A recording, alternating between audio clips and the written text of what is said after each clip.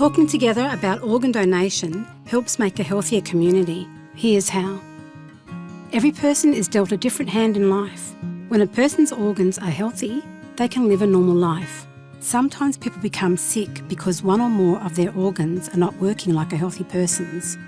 If a healthy person passes away in specific circumstances, they might be able to help a sick person through an operation called an organ and tissue transplant.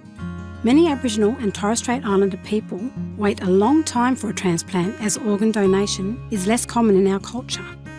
A doctor in a hospital can transplant the heart, lungs, kidneys, liver, pancreas, intestines and parts of the eye and bone into a sick person to give them a better quality of life.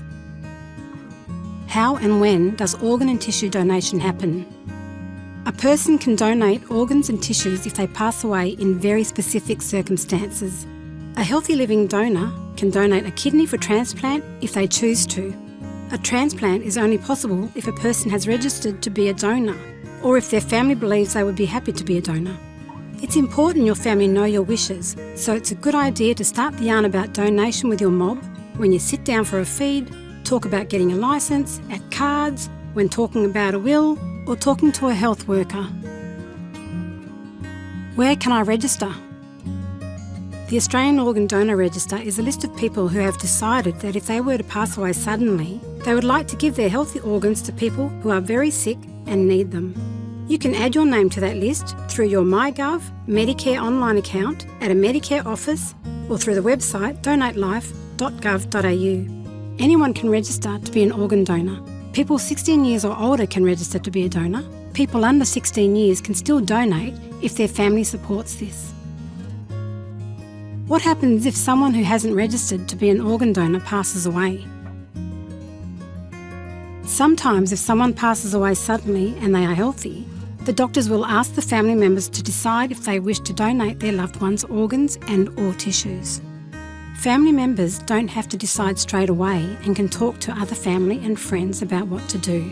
A decision will need to be made in a day or two so the organs are healthy enough to transplant. If the family decides they are comfortable to donate, a family member will be asked to sign a form to provide consent. If wanted, they can choose which organs and/or tissues to donate. What happens if the family agrees to donate? The doctors need to do tests to make sure your loved one's organs are healthy and can be used for transplant. While these tests are being done, the person may also receive some medicine to make sure their organs stay healthy for transplant. In Australia, you're not allowed to choose who your healthy organs go to. There are many sick people on the waiting list who need new organs. Donor coordinators around Australia will look at the list to find the best match. Depending on how many organs are donated, the operation can take up to 6 hours. There is only one cut made during the operation. After the operation, the cut is closed and covered with a special dressing. The person will still look the same and the funeral will not be any different. The organs are now transported to where the recipient is located. In WA, transplants have to be done in Perth hospitals. The person may also be able to donate tissues to help other people. The cornea is the clear part of the front of the eye. A corneal transplant can help another person see. Donating bone tissue could help someone with damaged bones or with bone cancer. After a few weeks, the organ donor coordinator will contact the family to let them know which organs and tissues were transplanted and how the recipients are after their operation. Although the law says the family cannot find out the name and address of the recipients, they can write to them to share about the loved one who passed away. The letters need to be sent to Donate Life, who will then send them to the recipients. The recipients may also write to the family and talk about their life and how they feel since they received a transplant. To learn more about organ donation, visit the website donatelife.gov.au.